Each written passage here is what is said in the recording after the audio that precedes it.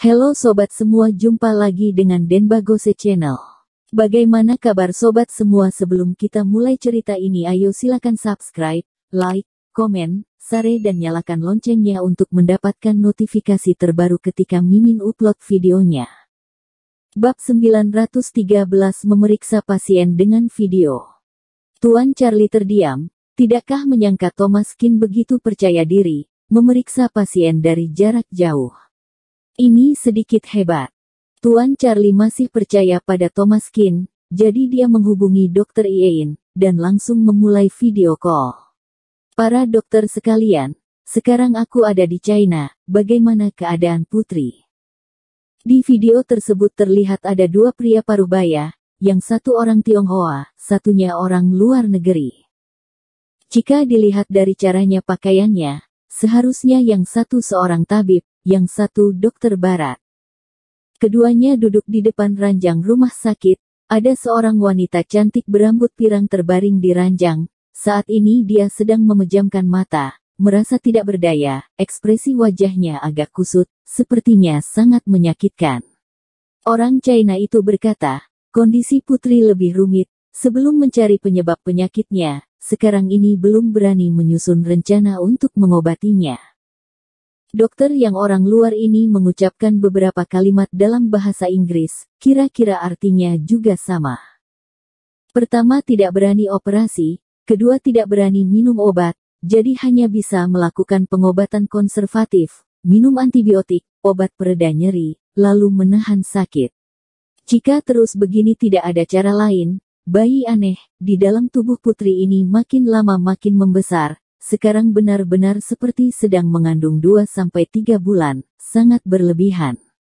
Kata Tuan Charlie, di sini aku meminta seorang tabib untuk membantu memeriksanya, sekarang kalian berdua dengarkan arahan Tuan Kin. Dokter Cina itu mengernyit, Tuan Charlie, apa maksudnya, apakah dia memeriksa pasien lewat video? Sekarang mereka tidak berdaya, tidak ada yang bisa mereka lakukan. Juga tidak keberatan jika ada yang mau membantu, tapi bukankah memeriksa pasien lewat video ini sedikit main-main? Sebelumnya juga ada diagnosis. Melalui video, biasanya guru yang mengajar murid-muridnya, atau guru yang sedang mengajari muridnya, penyakit yang sangat sederhana, mungkin tampak rumit bagi muridnya, tetapi guru mereka dapat memberitahu hanya dengan mengatakan beberapa kata, dan mereka akan langsung mengerti intinya. Di situasi semacam ini baru namanya diagnosis melalui video, seperti Thomas Kin ini, diagnosis video, lalu mengarahkan mereka, ini semacam penghinaan untuk mereka. Charlie tua berkata, Dr. Kai, ini temanku, Tuan Kin, pengetahuannya dalam bidang medis ini sangat tinggi, sama sekali tidak ada masalah meminta dia untuk memberimu arahan. Setelah Charlie selesai bicara, dia memperkenalkannya pada Thomas Kin. Tuan Kin, dia juga seorang tabib, namanya Bruce Kai, dia sangat terkenal di Tiongkok, tentunya kamu pasti sudah mendengar soal dia. Thomas Kin mengangguk, Bruce Kai, aku sudah membaca buku yang kamu tulis. Tiba-tiba suasana hati Bruce Kai membaik, bukunya dibaca rekannya, itu suatu kehormatan baginya.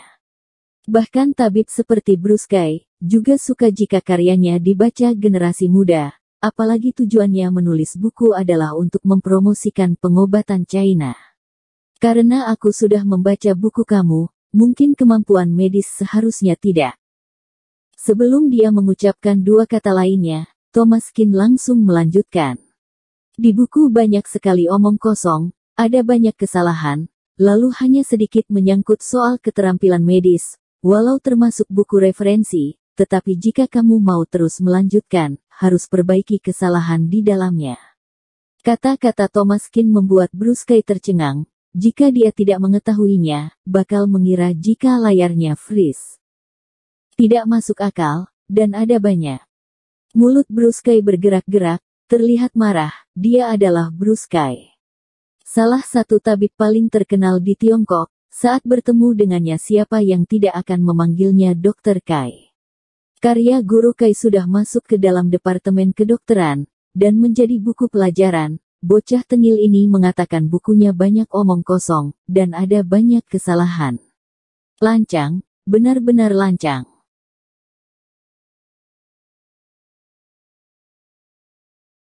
Bab 914 berjanji bertemu dengan model.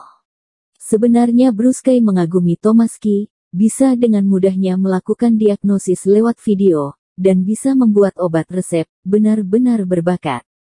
Jika dia berada di sini, maka Tomaskin pasti bisa menanganinya, dan perlahan-lahan menyembuhkannya. Bruskai mengambil resep itu, menatap Putri, lalu berkata, "Putri, kamu tidak hamil, tenang saja, Dokter Qin sudah mendiagnosisnya untukmu, kamu mengidap polip perut, kamu akan segera sembuh." Putri itu duduk dengan penuh semangat. "Benarkah? Benar-benar bukan hamil. Syukurlah." Bagaimanapun, Putri tidak pernah mengalami hal seperti itu, bahkan tidak tahu proses kehamilan. Dia benar-benar khawatir jika dirinya mengandung. Untuk waktu yang lama, dia merasa tertekan. Hari ini mendengar jawaban dari sang ahli, akhirnya membuat suasana hatinya membaik. "Dokter Qin, terima kasih, namaku Lisa, jika ada kesempatan, aku akan pergi ke China untuk berterima kasih padamu." Tomaskin tersenyum, tidak menganggapnya serius. Setelah selesai diagnosis dan selesai video call, Tuan Charlie menghormati Tomaskin. "Memang dokter, bahkan bisa dengan mudah menyelesaikan masalah yang begitu rumit. Di Yilan, banyak orang berpikir bahwa ini adalah hukuman dari dewa. Dan jika Tomaskin memecahkan masalah ini, jika dia berada di negara Yilan, dia pasti akan dianggap dewa. Tabib yang ada di luar negeri, entah tidak diterima, atau statusnya sangat tinggi. Seperti Bruskai, dia juga sangat dihormati di keluarga Tuan Charlie." Kata Tuan Charlie kepada Tomaskin, "Kami akan bekerja sama dengan tunangan Tuan Qin, karena menghormati Tuan Qin, kami akan memberikan keuntungan yang terbaik. Untuk hal ini Tuan Qin tenang saja." Tomaskin mengangguk, Tuan Charlie sudah mengurus semuanya, dia pun tenang.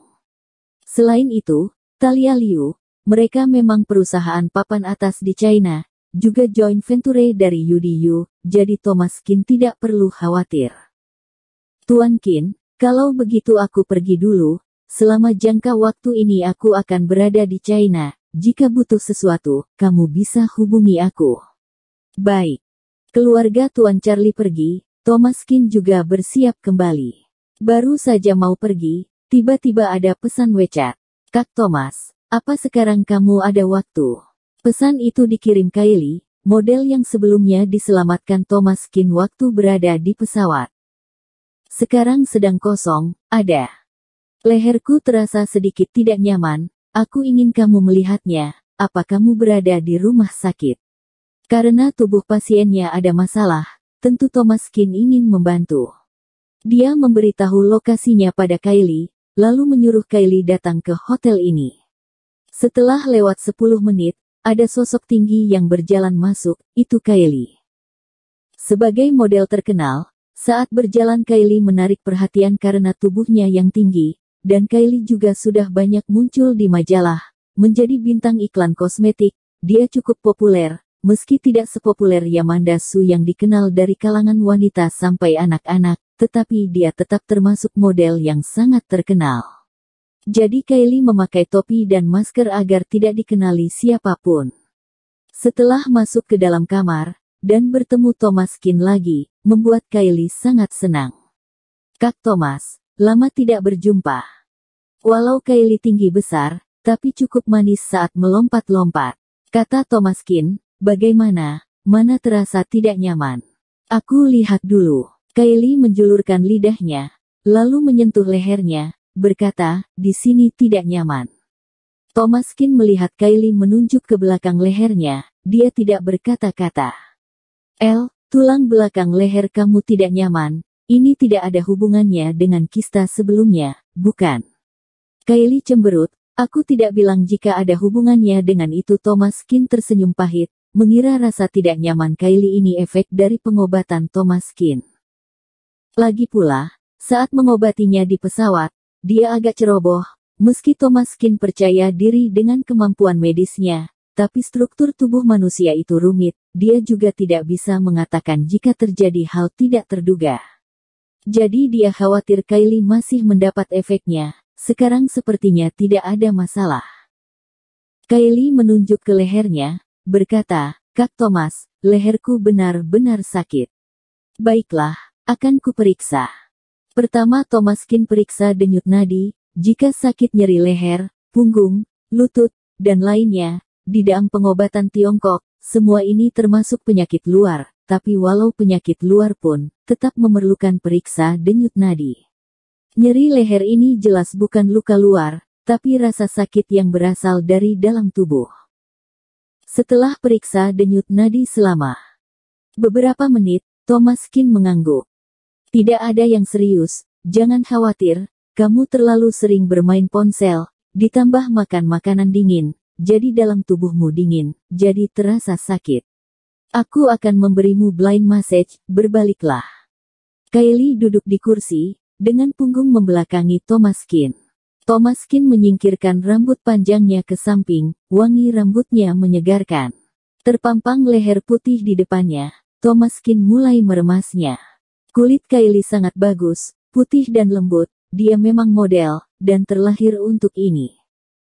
Tapi Thomaskin tidak terlalu mengagumi, dengan tangan kiri, dia menekan bahu Kylie, tangan kanan menekan lehernya, jempolnya menekan titik akupuntur di kedua sisi tulang belakang leher, dengan jari telunjuk menekannya dengan kuat.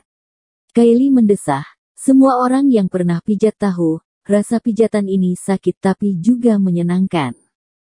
Teknik pijatan Thomaskin tentu sangat baik, blind massage. Awalnya pekerjaan Thomaskin, dia hanya memijatnya, membuat Kylie merasa sakit juga nyaman.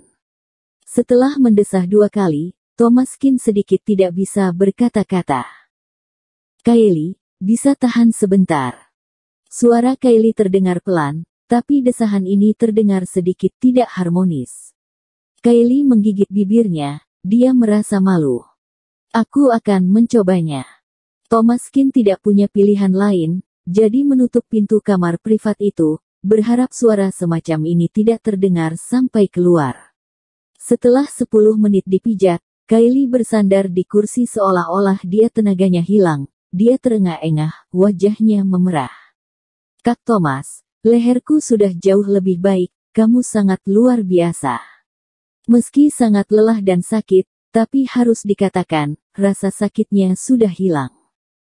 Thomaskin tersenyum, pada dasarnya tidak ada penyakit yang parah, ingat saja nanti jangan terlalu menunduk saat bermain ponsel. "Kak Thomas, aku harus bayar berapa untuk biaya periksa?" Kata Thomaskin, "Tidak perlu, hanya bantuan kecil. Penyakit sepele semacam ini, tidak perlu biaya periksa." Kylie terkekeh, "Kak Thomas, jika tidak, aku mentraktirmu makan, kamu sudah membantuku 2 kali, dan aku belum berterima kasih padamu." Thomaskin menunjuk ke sisa makanan di atas meja, "Aku baru saja selesai makan." Kylie cemberut, "Tapi aku belum makan." Kylie cewek cantik yang berkaki jenjang, panjang, dan sangat manja. Thomaskin tidak berdaya. "Baiklah, kamu mau makan apa?" Kata Kylie, "Aku suka makan pangsit, di sebelah ada museum pangsit, mari kita coba." "Boleh." Keduanya berdiri, keluar dari hotel ini, menuju tempat makan itu. Ekspresi Kylie terlihat licik. Bersambung. Terima kasih kepada kalian yang telah menonton video ini. Jangan lupa tekan tombol subscribe-nya dan nyalakan notifikasinya untuk mendapatkan video-video seru lainnya dari channel Denbagose.